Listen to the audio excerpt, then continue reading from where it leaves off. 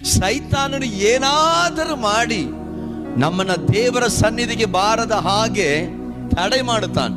He will bring some negative or disappointment thoughts in our mind to stop us from the church.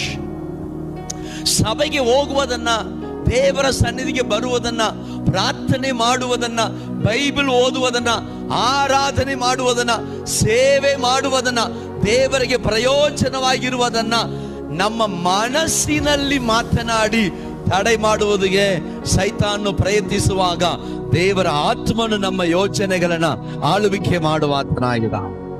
ಯಜ್ಜನಾಮನ್ ಹೇಳ್ತಾ ಇದ್ದೀರಾ? Hallelujah. ಎರಡನೇದಾಗಿ ಸೈತಾನ ತರುವಂತ ತಡೆ, physically the devil will bring some sickness or illness in our body, trying to stop us not to go to the church.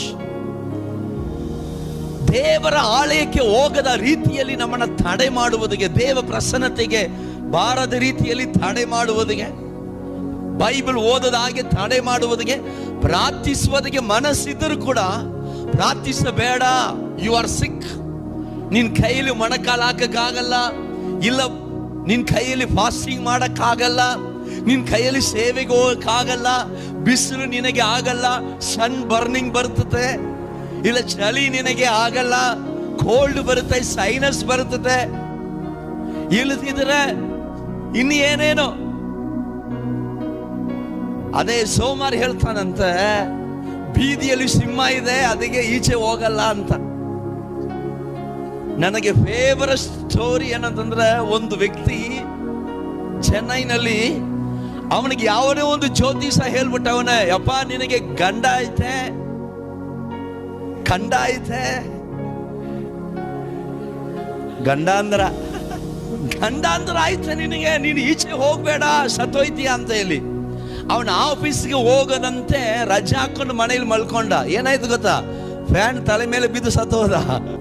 The devil will try to stop us not to pray, not to go to the church, not to read the Bible. But ನಾನು ಒಂದು ಹೇಳ್ತೇನೆ ಏನಂತಂದ್ರೆ, ಮಾನಸಿಕವಾಗಿಯೂ ತಡೆ ತರ್ತಾನೆ, ಶಾರೀರಿಕವಾಗಿ ಏನ್ ಮಾಡ್ತಾನೆ, ತಡೆಗಳು ತಗೊಂಡ್ಬರ್ತಾನೆ, ಇಲ್ಲದಿದ್ರೆ ಬೇರೆ ರೀತಿಯಲ್ಲಿ ತರ್ತಾನೆ. ಅದು ಏನಂತಂದ್ರೆ ಆಕಸ್ಮಿಕವಾಗಿ ನಡೀತದೆ ಕೆಲವೊಂದು ಕಾರ್ಯಗಳು.